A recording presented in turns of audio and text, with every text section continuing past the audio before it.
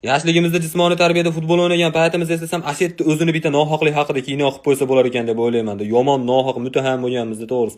Mana haligi futbol o'ynashdan oldin tanlash boshlanadi. Ikkita sardor bo'ladi. Bitta eng yaxshi o'ynaydigani, ikkinchisi o'zini eng yaxshi o'ynaydigan bilan bir xil o'ynayman deb o'ylaydigan sinfchi shepi bo'ladi. Boshlandi. Eng qizig'i hamma adashgani ketadi ikkita tanlash uchun. Kelib turib so'rashadi, kim birinchi tanlaydi deb. Hali eng yaxshi o'ynaydigan men yutdim chingal chiqishda, men birinchi tanlayman desa, haligilar aytishadi, haligini komandasiga tushaylik deb turib. Ronaldomi, Messimi deb ko'rsatib qo'yadi-yu pastga. Keyin hali birinchi bashida ham mutahamlik boshlaydi. "O, sen menga javob qilasan, men seni urib qo'yamanmi? Menga javob qilasan" deb turib eng yaxshilar to'plab oladi komandasiga. Haligi eng yaxshi o'ynaydigan bitta o'zi o'ynab futbolda oxirida 4 turib tugatgandan keyin ustoz kelib yomon qila bilasizmi? Har doim ustozlar bitta gap bor, do'stlik g'alaba qozondi deb qo'yadi. Qanaqa do'stlik g'alaba qozonadi? Ana 4 turgan gol uchun 4 ta joyda kalta ishini bilib turib ham yutdi. Hech yo'q, siz xursand qilib qo'ying, senlar komanda yutdi deb.